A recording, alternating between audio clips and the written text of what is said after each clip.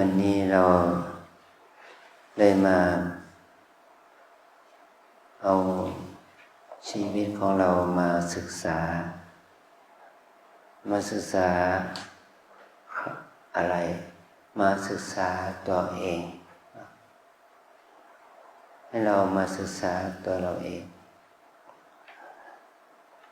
การศึกษาตัวเองเป็นวิชาที่ยิ่งใหญ่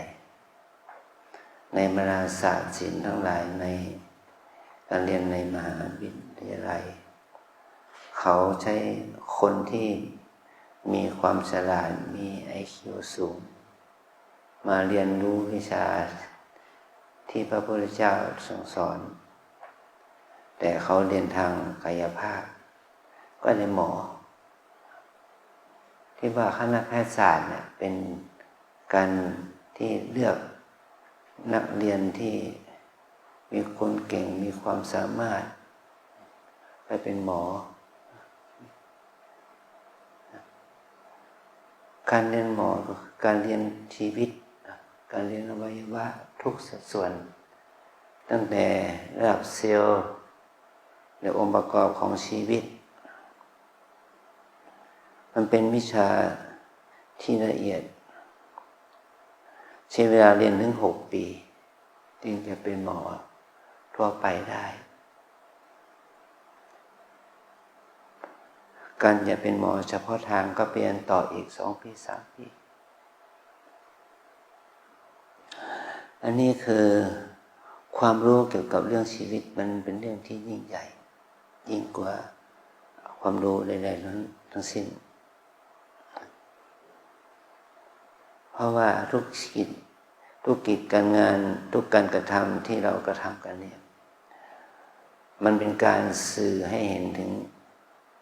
ประโยชน์ที่เราจะมีจะเบิ่งได้ของคนเรานะการพัฒนาการเรื่องเทคโนโลยีอะไรต่างๆอินเทอร์เน็ตอะไรต่างๆมันก็เป็นการมาให้เราให้มนุษย์เรานะได้ประโยชน์จากการได้พัฒนาศาสตร์ศิลป์เหล่านั้นเทคโนโลยีเหล่านั้นแต่พระสัมมาสัมพุทธเจ้านั้นทรงชี้ให้เห็นความสำคัญของจิตใจเป็นสำคัญจิตใจของมนุษย์เป็นสำคัญเราจะเรียนรู้พระพุทธศาสนาได้อย่างท่องแท้ลึกซึ้งเราจะต้องเรียนได้ถึงเราจะต้องเรียนถึง3 ระดับระดับที่1เรียนระดับเขาเรียกภาษาเราเรียกปริยัติสัทธรรมปริยัติเรียนหัวข้อธรรมเราเรียนหัวข้อธรรมทั้งหัวข้อธรรมที่เกี่ยวกับหลักเกี่ยวกับหลักคำสอนหลักศีลธรรมหลักปรมัตถธรรมเมื่อเราเรียนระดับปริยัติเนี่ยถ้าเราเรียนได้อย่างสมบูรณ์แบบลึกซึ้งเขาก็เรียกเราว่าเป็นบัณฑิตเป็นราชบัณฑิตเป็นมหาปรริญญาเป็นครูบาอาจารย์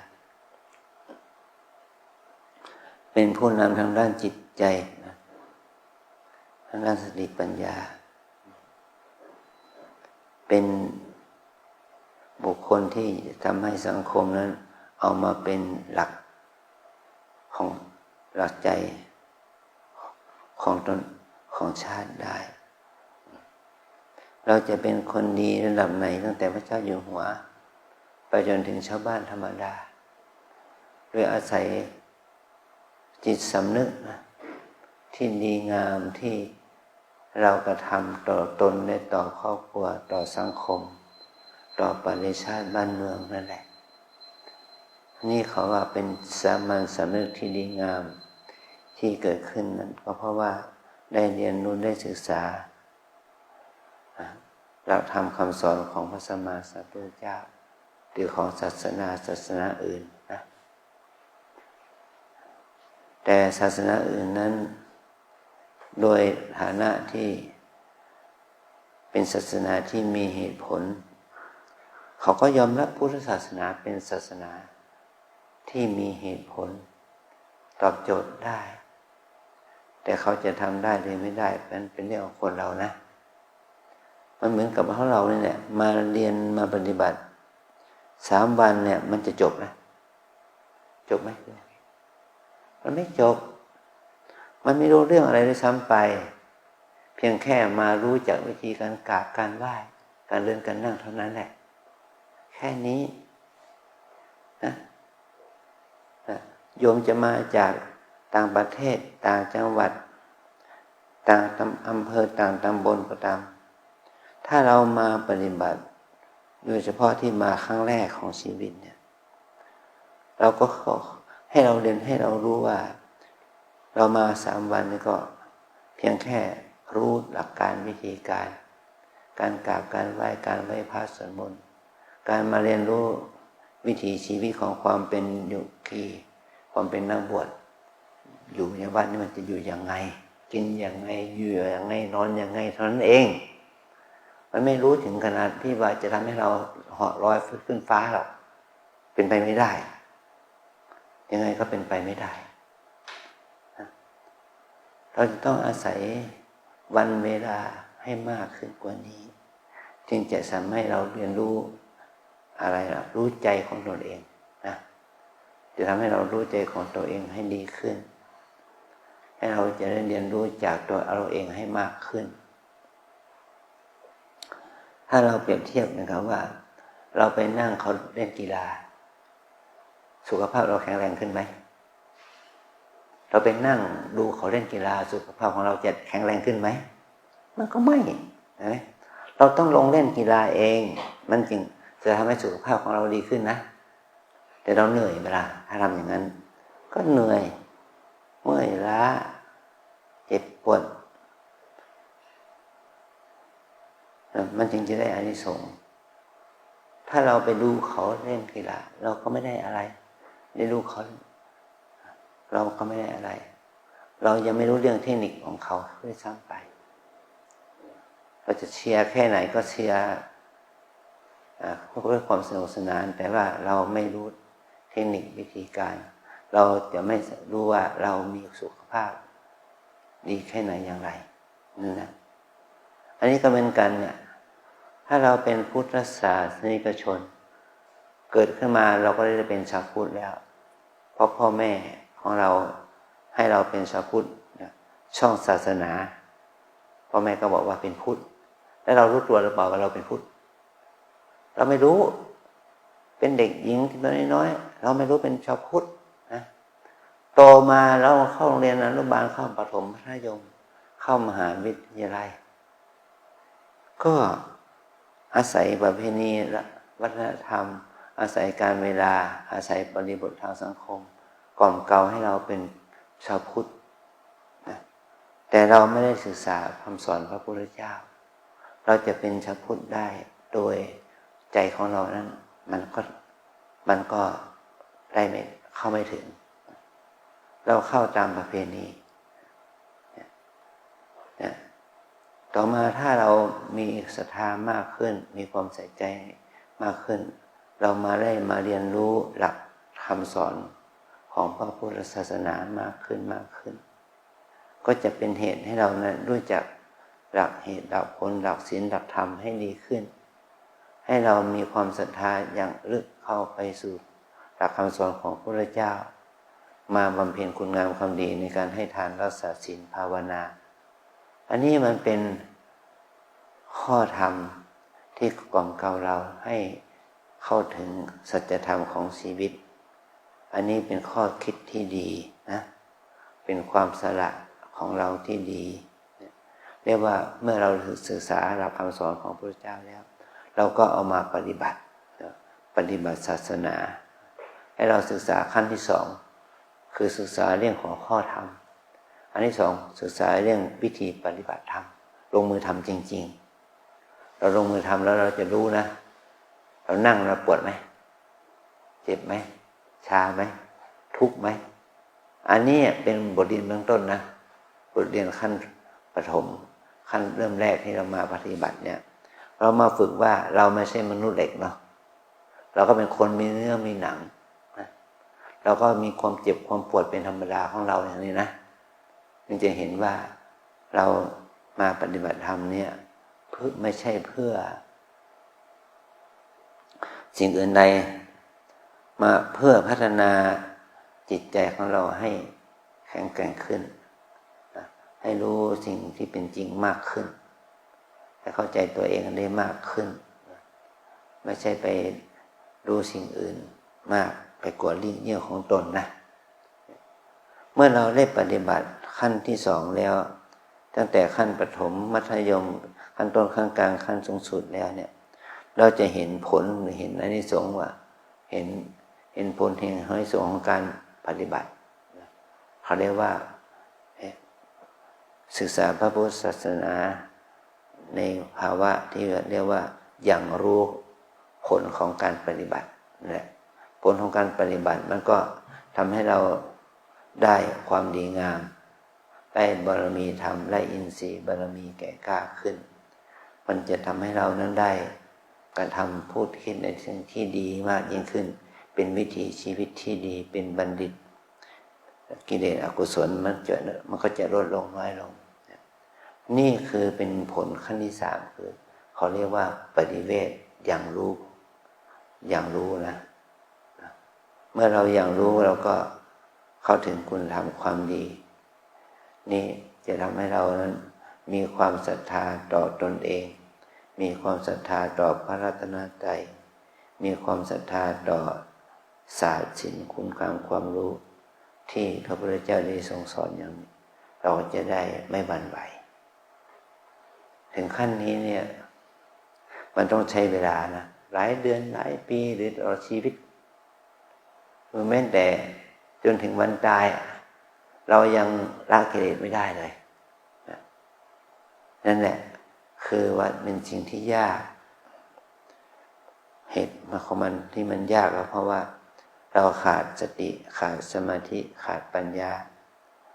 ถ้าสติสมาธิปัญญามีมากขึ้นมันก็เป็นอานิสงส์คุณงามความดีแก่เราถ้าสติสมาธิปัญญามีน้อยมันก็ได้อานิสงส์เหมือนกันแต่ได้อานิสงส์แบบว่าจะ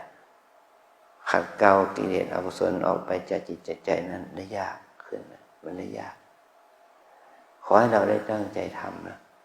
ไม่ว่าเราจะมา3 วัน4 วันก็ตามขอให้เราฝึกมันเหมือนกับว่าเราเอาเม็ดพืชเนี่ยมาบ่มเพาะตามเทคนิควิธีการตามขั้นตอนให้มันรู้ถึงว่ารากมันงอกยอดมันแทงนะแค่รากงอกยอดแทงก็เป็นผลประจักษ์ถึงว่าเม็ดพืชนี้ไม่ฝ่อใช่ไหมมันไม่ฝ่อมันจะมีโอกาสเติบโตเป็นกล้าที่สมบูรณ์เอาก้านมาปลูกมันก็เติบโตมาเป็นต้นไม้ที่สมบูรณ์ขึ้นขนาดที่ว่ามันจะออกกิ่งก้านสาขาใบดอกผลให้แก่เราแต่ไม่ใช่วันนี้ปีนี้นะมันอีก10 ปี20 ปีไม่รู้มันจะออกผลก็ให้เรารู้ถึงคุณวันเวลาของที่เราต้องเอาใจใส่ว่ามันจะออกผลเมื่อไหร่ก็ให้เราอดทนรอผลนั่นแหละนะไม่ใช่ว่ามานั่งหลับตาแล้วก็อธิษฐานว่าจะได้ดังใจนะมันเหมือนกับชาวบ้านบางคนที่ชอบเล่นหวยคนซื้อหวย1 ใบมันก็อธิษฐานถูกรางวัลที่1ใช่ไหมขอให้มันได้ถูกรางวัลที่1ชุดหนึ่งเลยรางวัลที่1มันก็แค่อธิษฐานอยากจะได้แต่เขาเล่นหวยมากี่ปีแล้วเป็น10 20 30 ปีแล้วหวยรางวัลที่1ไม่ถูกรางวัลที่2 ตัวยังไม่ถูกเลยอย่างเนี้ยมันเพราะเหตุใดเพราะว่ามันความเป็นไปได้มันไม่มีความเป็นไปได้มันไม่มีมันก็ก่อให้เกิดผลที่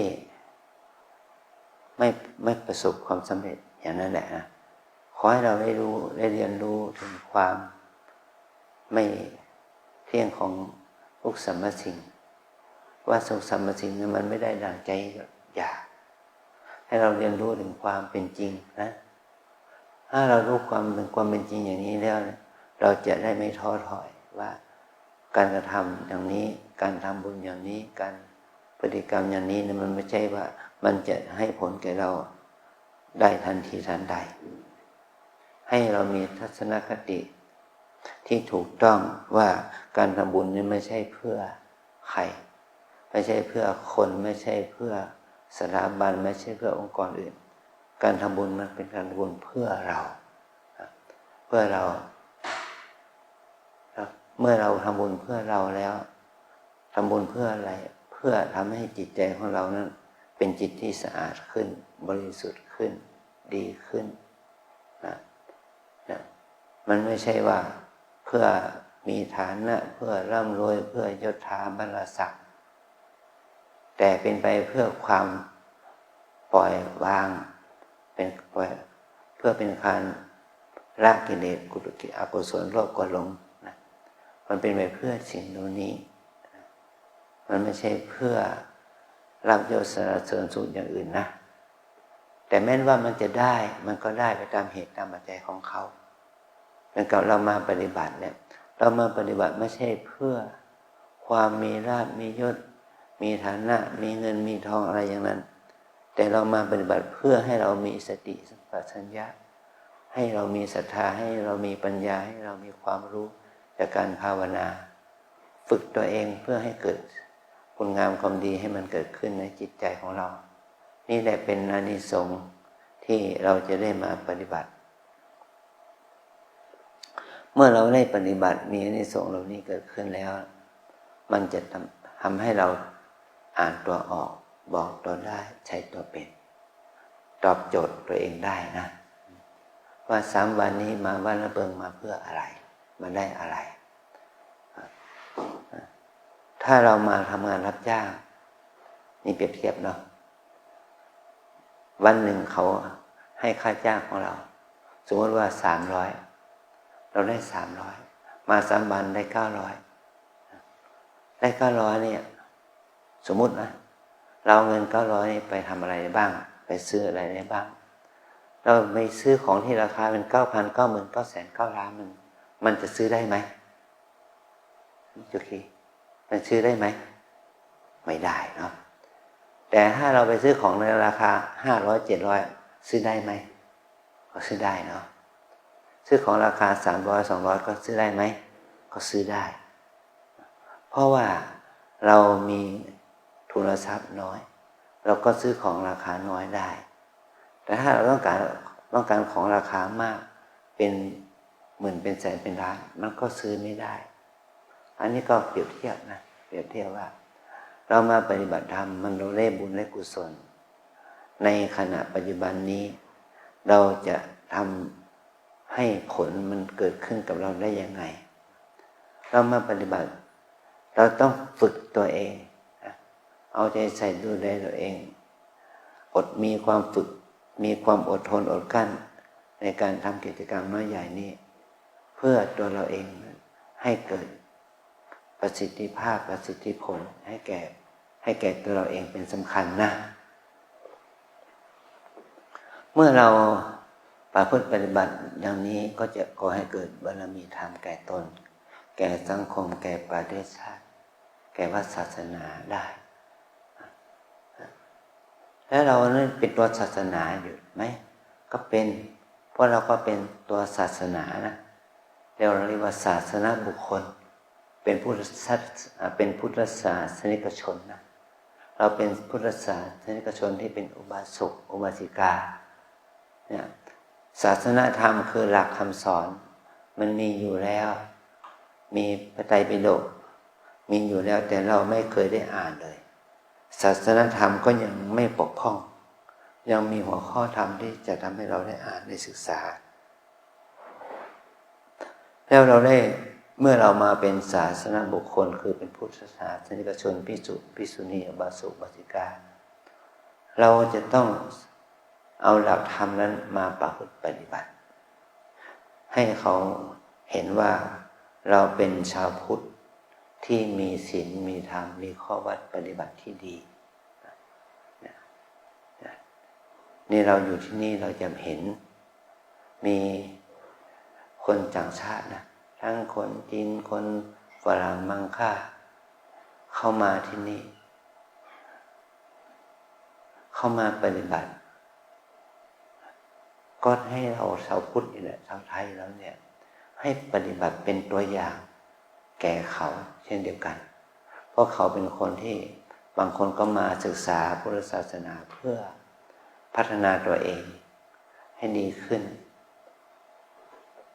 เราจะต้องประพฤติปฏิบัติเป็นตัวอย่างที่ดีแก่ชาวพุทธเหล่านั้นหรือคนที่สนใจศึกษาพุทธศาสนาอย่างนี้นะจึงจะทำให้ได้ชื่อว่าเราได้เป็นผู้ปฏิบัติในกิจกรรมน้อยใหญ่เขาเรียกว่า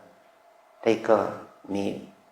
ศาสนาวิธีมันหรือว่าวิถีชีวิตของชาวพุทธในทางที่ดีงามนะวิถีชีวิตที่ดีงามมันก็จะเกิดขึ้นนะเนี่ยในวัดเราก็เป็นวัดที่เป็นตัวศาสนาเรียกว่าศาสนาวัตถุเป็นวัดปฏิบัติเราใช้สถานที่แห่งวัดเราเนี่ยเป็นอุโบสถศาลาวิหารกุฏิที่ขบฉันอาหารปรับให้มันเป็นเหมาะให้กับเป็นสถานที่ปฏิบัติธรรมอันนี้ก็ถือว่าเป็นศาสนวัตถุที่เหมาะสมกับสภาพเราให้ที่พักที่อาศัยแก่โยคีชายหญิงเนี่ยดียิ่งกว่าที่พักที่อาศัยของพระเนรเราสินะเราจะต้องเอาอาศัยสถานที่แห่งนี้ใช้สำหรับประพฤติปฏิบัติธรรมนะเพื่อให้เราทั้งหลายได้รู้ถึงคุณค่าของหลักคำสอนของพระพุทธเจ้าแม้ว่าเราจะมาระยะสั้นแต่ว่าเราต้องมาศึกษาหลักธรรมของพระพุทธเจ้าเนี่ยโดยสังเขปโดยย่อในการเดินอย่างนี้กราบอย่างนี้ยินอย่างนี้นั่งอย่างนี้หายใจเข้าออกอย่างนี้แต่ว่าศึกษาข้อวัดปฏิบัติเพื่อให้เรานั้นมีความเข้าใจมีทักษะมีความรู้ยิ่งขึ้นนะเมื่อเรามีความรู้ความเข้าใจเรื่องปฏิบัติแล้วก็เราก็นำหลักปฏิบัติเอาไปใช้ในชีวิตประจำวันด้วยแม้ว่าเราจะออกจากวัดไปก็เอาไปใช้ที่บ้านของเราเอาไปใช้ที่บ้านของเราเอามาใช้ที่วัดของเราที่วัดในหมู่บ้านของเราเพื่อให้เขารู้ว่าเราได้เราได้มาปฏิบัติเราต้องกราบเป็นกราบเป็นจักรประดิษฐ์ให้เป็นเดินยืนนั่งก็ให้เป็นเข้าหาพระหาสงฆ์ก็ทำให้เป็นให้มีศีลมีระเบียบมีวินัยเป็นข้อวัดปฏิบัติให้คนทั้งหลายได้รู้ว่าคนคนนี้เป็นคนที่ผ่านการฝึกฝนอบรมมาดีแล้วในระดับหนึ่งนะไม่ใช่ว่าเราออกจากวัดไปแล้วก็คืนศีลคืนธรรมให้แก่เทวดาเฝ้าประตูวัดออกไปแล้วลืมหมดเลยชอบนินทาก็นินทาเหมือนเดิมชอบด่าก็ชอบด่าเหมือนเดิมชอบว่าก็ชอบว่าเหมือนเดิมชอบเล่นการพนันก็เล่นการพนันเหมือนเดิมแบบนี้มันไม่มีการพัฒนาการนะถ้าเรามาฝึกปฏิบัติก็ขอให้เราได้ปฏิบัติเพิ่มคูณคุณค่าของชีวิตตัวเองนะเพิ่มคูณคุณค่าของชีวิตของตัวเองให้เรามีศีลดีขึ้นมีสมาธิดีขึ้นมีความรู้มีสติปัญญาที่ดีขึ้นให้เป็นพุทธศาสนิกชนที่ดีขึ้นนั่นแหละเป็นเงื่อนไขที่เราเรียนมาที่นี่เพื่อขัดเกลาตัวเองอย่างนี้นะเมื่อเรามาปฏิบัติที่นี่เราก็มาฝึกวิธีการปฏิบัติกรรมฐานนะเพื่อความรู้ความเข้าใจในเบื้องต้นเราได้ทำมาแล้วเนาะตอนนี้ไปขอให้ว่าตามอาตมานะวิปัสสนากรรมฐานตามแนวสติปัฏฐานมี4 อย่าง 1 กาย2 เวทนา3 จิต4 ธรรมวิปัสสนากรรมฐานตามแนวสติปัฏฐานมี4 อย่าง 1 กาย2 เวทนา3 จิต4 ธรรม 1 กาย2 เวทนา3 จิต4 ธรรมกายเวทนาจิตธรรมกายเวทนาจิตธรรมกรรมฐานเรามี4 ตัวนี้นะขอให้เราได้ฝึกการเจริญสติด้วยความเพียรด้วยการมีด้วยสมาธิจิตที่ดีด้วยความมีศรัทธาต่อการปฏิบัติที่ดีมันจะเป็นปัจจัยให้เราเกิดความรู้ปัญญาที่ดีกับเรานะวิปัสสนากรรมฐานเนี่ยคำว่าเป็นกรรมฐานที่ฝึกเพื่อให้เราเกิดปัญญาวิปัสสนาเป็นชื่อของปัญญาปัญญาเห็นแจ้งปัญญาเห็นแจ้งเนี่ยคือปัญญาที่จะทำให้เรารู้แจ้งเข้าใจตัวเราว่าตัวเรานี่ที่เรียกว่าชายหญิงเนี่ยที่เรียกว่าชายหญิงเนี่ยที่แท้จริงคือตัวธรรมะธรรมะอะไรก็เรียกว่าธรรมะก็คือกายชีวิตของเราก็กายก็เป็นรูปธรรมเป็นรูปธรรมะรูปธรรมใจก็เป็นนามธรรมเป็นธรรมะรูปธรรมนามธรรมเนี่ยเขาเรียกว่าเป็นตัวธรรมะ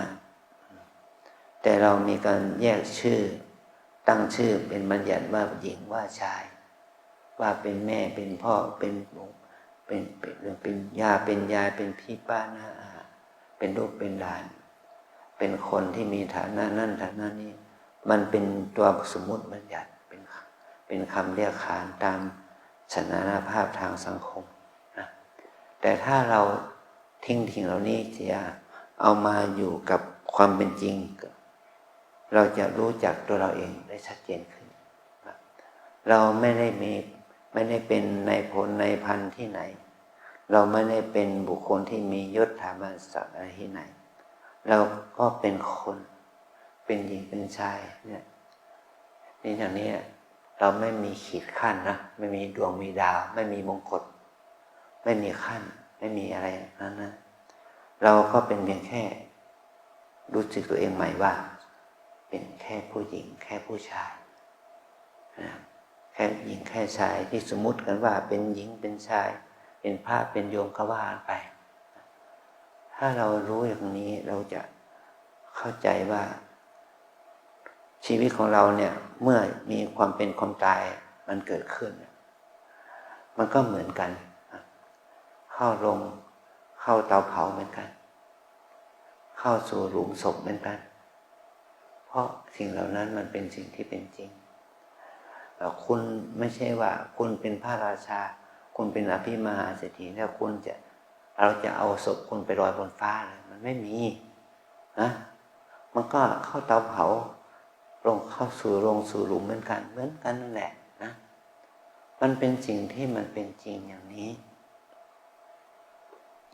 ทุกสรรพสิ่งนั้นย่อมอยู่ในกฎแห่งธรรมชาติอย่างนี้แหละนะเมื่อเราเนี่ยเราเป็นคนเราคิดว่าเราเป็นคนเนี่ยเราจะทำให้กายนี้มีคุณภาพมีคุณค่าอย่างไรก็เอากายมาเป็นที่ตั้งของสติได้นะเรามาฝึกเมื่อกี้ที่ในชีขอแนะนำกราบให้มันมีสติกลับอย่างไรเดินให้มันมีสติเดินอย่างไรนั่งให้มีสตินั่งอย่างไรนี่เขาเรียกว่ามีสติอยู่กับกายนะกายานุปัสสนากาย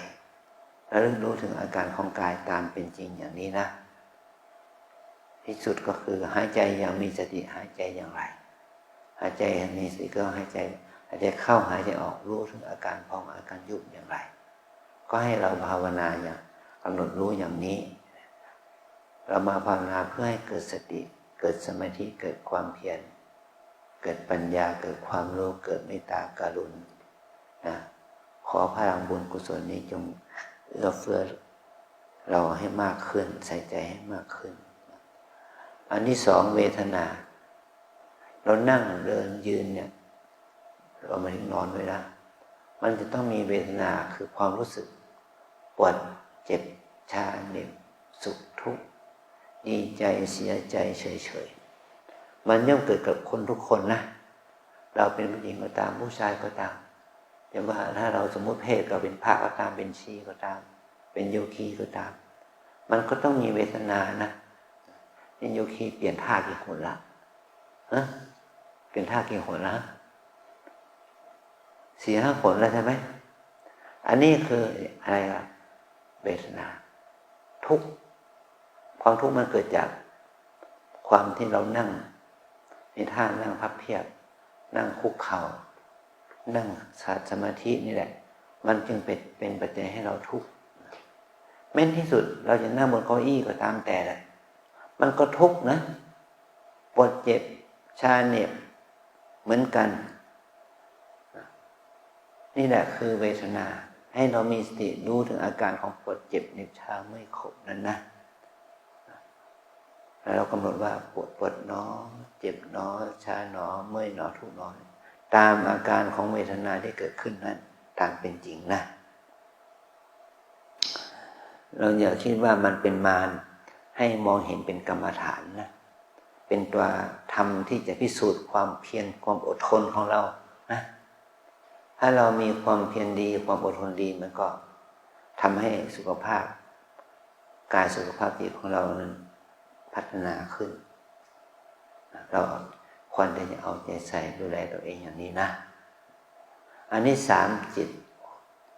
กายเวทนาจิตแปลว่าความคิดเรานั่งอยู่เดินอยู่นอนอยู่เป็นในวันหนึ่งก็ที่เราไม่หลับนะใจมันคิดนะคิดนั้นคิดนี้คิดดีคิดชั่วคิดเป็นกุศลอกุศลฟุ้งซ่านรำคาญหดหู่จิตมีราคะจิตมีโทสะจิตมีโมหะจิตหดหู่จิตฟุ้งซ่านนี่แหละให้เรามีสติรู้ถึงจิตคิดนะคิดหนอฟุ้งซ่านหนอกังวลหนอนะชอบใจไม่ชอบใจก็ชอบใจหนอไม่ชอบใจหนอตามอาการนะอันที่4ธรรมคือหมายความว่าเราทุกคนเนี่ยมีธรรมชาติอยู่กับตัวนะเรามีตาหูจมูกลิ้นกายใจไหมมีเนาะมีสีเสียงกลิ่นรสสัมผัสมากระทบไหมตาไม่บอดหูไม่หนวกนะ